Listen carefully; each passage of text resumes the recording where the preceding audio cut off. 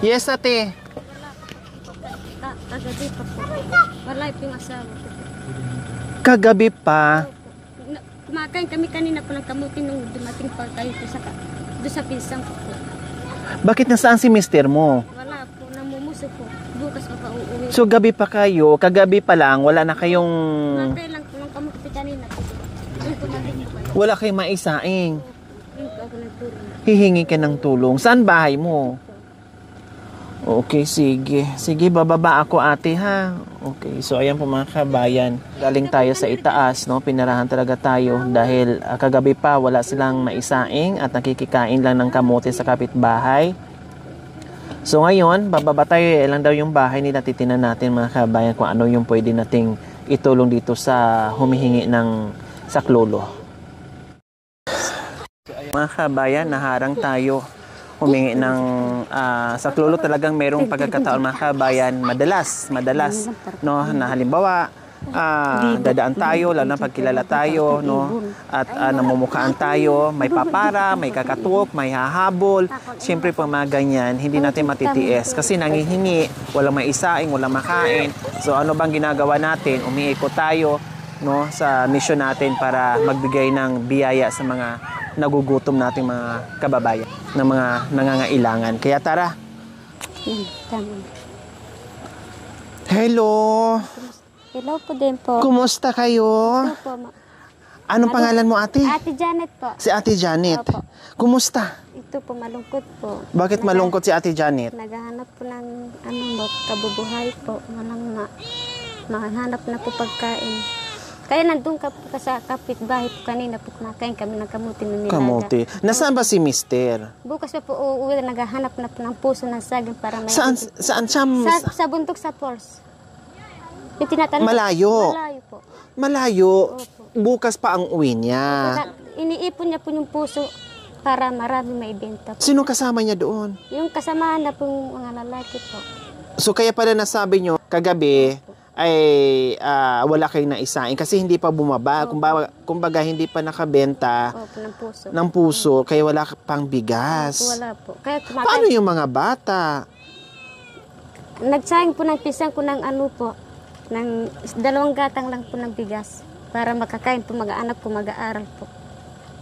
Kumbaga nakikikain mo na kayo sa kamag-anak. Doon po kanina naadatat na kami po doon. O ngayon, paano mamayang gabi? Anong sasaingin nyo? Anong kakainin nyo? Wala po. Hindi ko po alam kung saan ko po pupunta. Babalik kayo doon ulit sa pinsan nyo? Opo, sa pinsan ko po. Kaya po kakausap ko hindi kami po isisingit doon kasi wala kami po pagkain. Dito kayo nakatira, Ate Janet, bahay nyo ito? Bahay ko po to. Ilang taon ka na, Ate Janet? 20 po. 20 ka lang? Bata pa. Ilang taon ka nag-asawa? Ano po, 15. Ilang taon na yung panganay mo? Panganay ko, 10 po. Tapos ito sumunod? Opo, ito po. Bali, 3 ang anak mo? 3 po, kinder po sa po. Yung 3 panganay ko po, ganun na po, grade 3. 15 years old ka na nag-asawa? Oh, tapos nagkaanak ka agad. Sila si mister mo, ilang taon na din nung nag-asawa kayo? Hindi ko po alam po, hindi ko pa sa pinatanong ilan ng taon isa. Mga bata pa kayo sa madaling salita? Opo, mga bata po. Marami kayong panggatong, pero wala kayong bigas na maisain. Wala po, may sainte. So, ayan po mga kabayan, no? At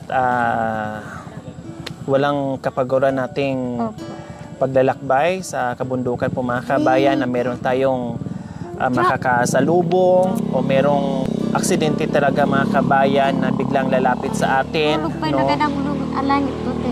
Po? Hulog po ng Diyos po. Na nagmamakaawa sa atin o lumalapit talaga sila mga kabayan.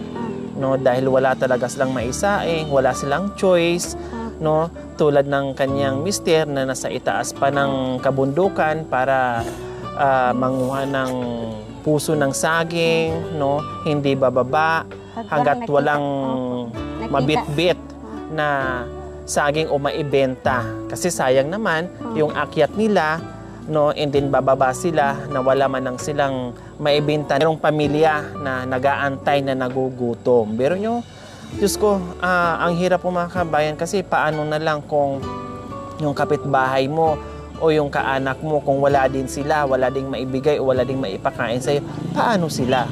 No? Paano sila? Talagang kawawa yung mga bata. Advice ko lang, no, Ate Janet, na wag talaga natin padamihin yung mga anak natin. Tama na yung isa, dalawa, tatlo. Naigit na po. Ayun. Kasi para maibsan o maiwasan yung hirap ng buhay. Kasi pag nadagdagan, pag naging 6, pag naging 10, paano na? Lalong kawawa sila, di ba? Kawawa po mga bata. Kawawa yung mga bata. Maraming iiyak sa'yo, maraming hihingi ng pagkain sa'yo, plus yung pag-aaral nila. Di ba? Kawawa. Okay, sige, Ate Janet. Talagang pinarahan mo kami, inabangan mo kami. Nandito, kahit papaano ay makapagbigay yung buong team ng pagmamahal, no, na kahit papaano mamayang gabi na hindi na kayo pupunta doon sa kamag-anak o sa kapitbahay, no, na makikikain. Talagang 100% na meron na kayong masasaing mamayang gabi, mamayang hapunan. Hapunan po. O, ang laki ng manok. Oh. Sa kanila po, sa kay Lola. Ang laki, oh. Wow. Sa kanila po yung mga lalaking manok na yan po.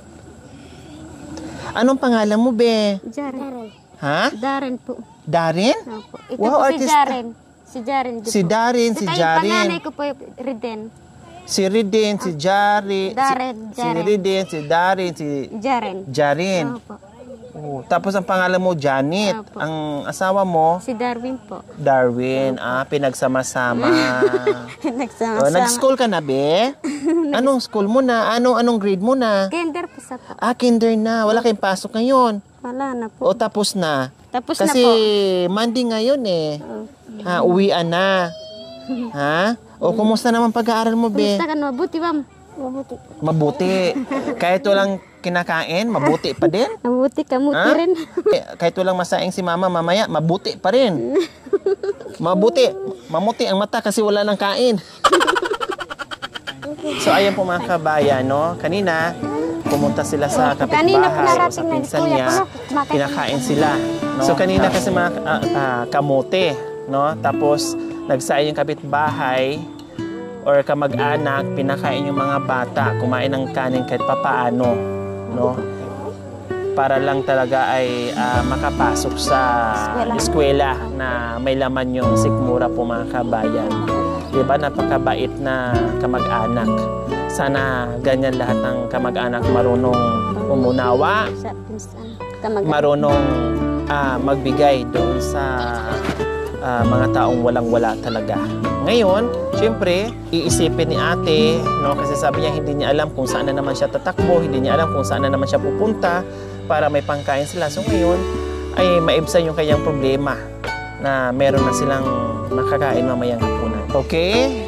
Ate Janet, hindi ka na problema, hindi ka na mga kapitbahay, hindi ka na pupunta doon sa pinsan mo para makikain dahil mamaya meron na kayong sasaingin. May isang tray na itlog na kayo, assorted groceries, bigas, at syempre hindi lang yan, meron ka pang pambili ng ulam. Ito po, maraming salamat eh.